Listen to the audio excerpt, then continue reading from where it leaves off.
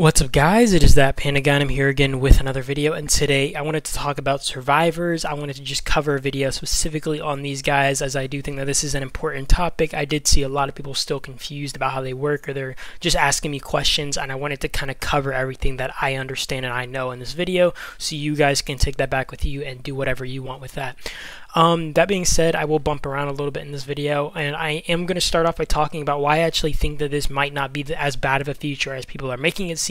I will say, like, it does still feel overwhelming to have a ton of features thrown at you, but I will kind of talk up the good points of it and how it's kind of not as bad as people are making it, feeling about it. So you can basically obtain survivors, which are these, through the survivors rescue using signaling devices. I will say there is a pack for it, but honestly, when I looked at this, I kind of consider survivors like how I consider like carbon steel and defensive fabric in the store, just not worth buying.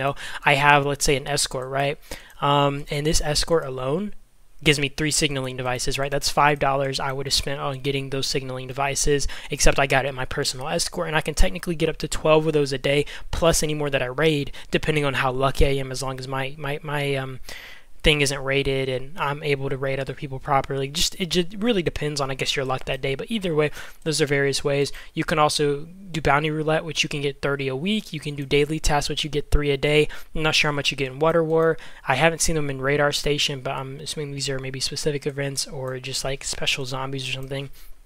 There's Alliance League, there's AR, there's Genesis War, just all these various methods to kind of obtain these signaling devices. So honestly, it's not that bad. It's relatively, I wouldn't say easy, but it's kind of easy to build these up in any regard. I mean, obviously there are a lot of hero levels, so it will still take you a while to max these out. I mean, you got 50 levels on each of these heroes, so it's definitely not going to be some easy feat, but it is still, like, very grindable and very doable, if you had to ask me. So I am kind of happy about that aspect. That being said, let's hop into the overall survivors themselves. So these survivors provide various buffs, and you can look at them, like, for example, Henry. And honestly, it doesn't really matter when you think about it, because no matter what, you can't control which fragments you're getting. So at the end of the day, you're going to be leveling them up either way. But they do provide different buffs, like adventure HP in this case. And some people might be wondering, what the heck is adventure, like adventure defense? I am 99% sure adventure is referring to Z-Virus Adventure and maybe even Memory Trip, just so you guys know that, because I think some people might not know what the whole adventure stat means. There are other various buffs, like there's adventure attack, construction speed up, right? So you get free construction speed up if you max this one out. For example, holy, that's an hour and 40 minutes free speed up, and this is only like when you're about to finish something. So let's say you have like a 10% free speed up. That means when it's within 10 minutes of being done, you get the free speed up on that. So basically, if you're within the 1 hour and 40 minutes of it being done, you get a free speed up on that, plus whatever other time you already have stacked on that. The same thing is here for free research speed up. So honestly, these heroes can be pretty useful in this case. I mean, obviously they take forever to build up, and by the time you probably max this hero out, your research is probably going to be maxed. So I'm not sure how effective a hero like this would be. But these are pretty interesting. I do also want to note something for you guys. If you guys did not notice these little things that have like a circle icon by it, you see AoE damage, you see skill damage taken by troop, negative 0.4% here, damage dealt to ranged squads, because it's a rider, so they're directly trying to, like, I guess, counter like a range or something.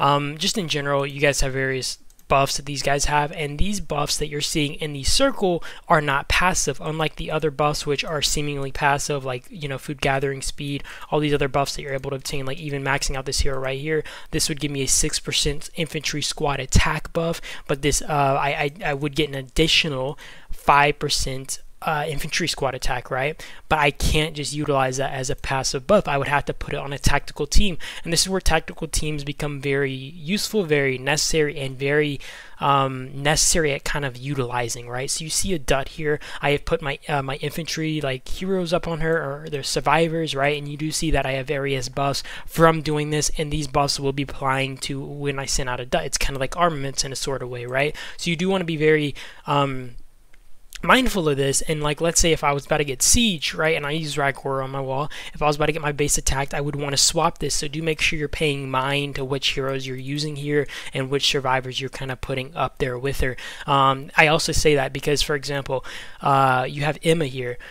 Emma seems like it's solid hero. You know, she does AoE damage, but if you're using a hero that is not AoE specialized, right, and in my case, I don't even think I mean, I guess I have these other range heroes, so I could actually swap them out. But let's say that I didn't have much of a choice, and I was like, hey, I gotta put you know, this with like Lewis or something, right? This would actually be very useful. But if you're not using AoE heroes, you do want to make sure you're paying attention to how these buffs work, because it would be useless if I'm using heroes that are only single target, you know, damage dealer. So using that on someone like Julia without using someone who also has AoE to back her up would be kind of useless for me, you know what I mean? So I just want to kind of make that note real quick so you guys are kind of paying attention to that. But yeah, these heroes provide various buffs, and you do got to make sure you're utilizing these properly, because you want to make sure your main squads are here. If you're someone who runs like 3 infantry squads, sorry to say it to you, this isn't going to be very useful for you. I mean, you could throw like an infantry squad here and then just utilize this final buff, because it can buff either riders, range, or infantry, but these two only buff rider troop types, as you see here, because I don't even think I can like undeploy this. Can I not? Whatever, you guys get my point though, right? Like this slot only buffs rider troops, so I have to use a rider buffer here.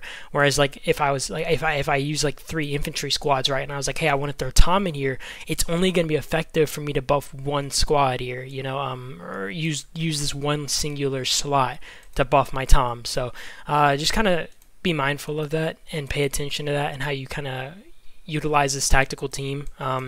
I do think that this is going to be very useful. I don't think it's going to be so game-changing that it breaks the game. I honestly think that this is more tame than other features, and I kind of wish they had released this before they released something like Workshop or even Armaments. I think that this would have actually been a really cool feature, and I think one reason it's getting so much hate right now is just because people are kind of tired of a lot of the stuff the game's done, and they just don't want to see something like this. And you know, I do think that this isn't like a bad update in itself relative to other stuff they kind of released, so it's kind of my stance there.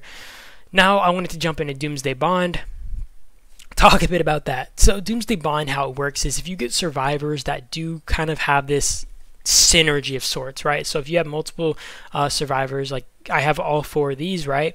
You just need them all level 1 unlocked to be able to unlock the first buff, right? But you do see here that it says raise survivors to level 5, so I would basically have to raise all these survivors levels to level 5, and then I can get the actual bond itself to level 2. And as you see here, I can get this all the way up to level 11, which is I would imagine is maxing out the heroes. So once you get them all to level 50 or something, you can basically get this resource production up to 30%. But this isn't honestly the most insane kind of what's it called, buff that you would get here. There are various buffs here like zombie kill XP, gathering speed, yeah, 30% right there, adventure HP. Nothing really crazy to me. I don't really care for these. Raid resources, you can get that up to 10%. If you max this one out, this is a healing cost reduction of 10%. That is pretty insane, pretty significant. There's a reduction on death rate, which the reduction on death rate can go all the way up to 8%. That is nutty. I don't really care about these adventure stats, honestly, personally. You can get your infantry squad defense up 5%. Same with rider squad damage. Well, actually, I don't know about the damage. Yeah, okay. Range squad damage reduction in general. You know, the stats kind of go up as you level your survivors together. So once I get like all these survivors to level 5, I'll get, you know, level 2, and maybe the next level is like get all your survivors to level 10, whatever the case. And you guys get my point on that, right? I do hope I kind of explained this pretty well, and I hope you guys kind of understand what I'm trying to just tell you guys. I'm just trying to lay it out for you guys to understand how all this works and stuff. Yeah, so these buffs should be passive. These buffs are tied down to your tactical team. I also wanted to talk a little bit about Ace Survivors. So from what I know, it costs $100 to initially unlock these, and to level them up further, I was told it just took more spending. So do be mindful that if you do plan to work on these Ace Survivors, you're going to have to be probably spending a pretty penny to max them out, which, you know, kind of sucks. I will say, like, obviously the stuff you get from them, like being maxed out, is honestly pretty significant. If you're a whale, this is probably worth it for you. And I know some people are probably gonna be like, it sucks anyways. But realistically, if you're a whale and you're already investing thousands or hundreds of thousands in a game like this thing is probably worth it for you, especially if you're not online chronically. And being able to get extra resources, even if it's an extra 200, 300 million, is honestly really significant. And being able to have these like constantly going out for a full day without having to, I guess, reset the duration is pretty insane. I don't really think that the zombie hunting one is all that significant. I don't think the auto rally one's all that significant. I mean, I think the only reason the auto rally one would be more significant than like the current auto rally is because you can only set the current auto rally to hold one squad, whereas this would hold multiple squads and be able to run for a longer duration. Sorry, I clicked on the wrong thing. You'd be able to run for a longer duration because you're able to auto rally expedition increases by 30, right? So you can do 30 of these. I'm not sure if it's like all 5 do 30 or if it's like splitting them. I'm imagining all 5 do 30, but you need so much freaking stamina to have it doing that. But I don't know. I guess newer players grinding for like what's it called? Whatever the things are to level up the battle center, the people grinding for those, that would be useful. But when you really think about it, if you're someone spending, let's say, $1,000 plus on leveling or maxing this out, do you really need the auto rally feature for that? Because honestly, you should be able to get enough gems easily from like just buying packs in general to max that out. Like honestly, maxing this out in itself might even get you pretty close to maxing the battle center, if not maxing it. And having auto rally zombie hunts isn't really necessary. Honestly, the only thing I find extremely useful here is going to be the auto gathering. And even then, for me, I'm not going to be spending on it unless I just have like money freaking laying around and I'm like bathing in it. I don't really have a reason to right now. Maybe later, like a year or two later, but they'll probably have a bigger and better feature by then. That being said, I do want to hear what you guys think about Survivors. If you guys think that this is actually a pretty cool aspect to the game, if you guys are looking forward to this, or if you guys just hate it, you know, like we can always agree to disagree, because I do think that everybody is, you know, bound to their own opinion. But I do think, honestly, the Survivors thing in itself isn't terrible. I just think that the thing that makes it as bad as people think it is that it's stacked on top of all these other things. And I can agree to some extent. I think the fact that we have stats coming from like 4 to 5 different areas, like we have gear, we have parts, we have workshop, we have armaments, and now we have survivors camp. And overall, it's kind of overwhelming, and it just makes people like really frustrated and tired and stuff. But I honestly think that this overall is a pretty solid feature and kind of well released compared to everything else. At least right now, I don't think that it's like super money dependent. Obviously, people who are spending are still going to have the advantage over you, but that's really the case with everything, and not even just this game, any game, right? That's kind of what I expect, as long as it kind of gives me a fair foot. I'm honestly pretty satisfied in these games, and maybe that's kind of where I derive differently from other people on these kind of situations, because I kind of like, I understand at the end of the day, like, it's a business and I can't really help it. I can't really do anything about it. So I kind of just try to take the best of everything that I get, and I just look at it in that view, you know? So I don't know. I kind of have a different POV than a lot of people when looking at these updates and stuff, and I know like a lot of people hate them, and I know this is kind of a rant, but I just wanted to kind of talk about it, because I know a lot of people hate these updates every time they come out, and I'm usually thinking, yeah, I do agree these updates are sometimes pretty poor, but sometimes I actually think that they are pretty well done. And honestly, out of all the updates that developers have released, especially within the past few months, this might be their best update. Not only are we talking about the Alliance Vault, which I think the Alliance Vault is honestly an amazing update at being able to give your gold back to players, being able to manage your alliance better, even being able to do like some sort of transactions in game. I think that this is very useful. The only thing I could see this being abused with is, like, for example, I can imagine people paying off a whale or something to go ruin a region, or paying someone to defend their region, right? So it's like it flips on both sides of the coin. I mean, there's even the account entrustment, which I think is such a very, like, extremely useful feature. I think this was kind of necessary to add a feature like this to the game, because people already give pilots their accounts and stuff, I think, and even just people who are giving their account logins to make sure that their base is safe, or people who need to be doing that or aren't able to kind of micromanage because they have a job. Just overall, I think that it does make you a little bit more safer. I think it makes it easier to share your logins without being worried about your account being sabotaged or stolen or something, you know. So overall, I do like that update. I think most of the updates here are honestly pretty good. I even think the escort thing in general isn't as bad as people thought it was. I mean, it's just another harmless feature to the game, but I don't know. I kind of get a different POV on a lot of this stuff. I mean, I know a lot of people hate the update, but that's kind of my stance. You guys tell me if you agree with me or you disagree on that, because I do want to hear what you guys think and why you guys might think that this update is maybe worse than I'm kind of portraying it as, okay?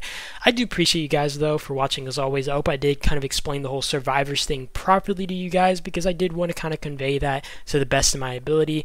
But that being said, I do appreciate you guys. I appreciate you guys stopping by and giving me your time and, you know, kind of engaging and interacting with me here. You guys have a great day or night, though. I will be seeing you guys in the next video, and that is about it.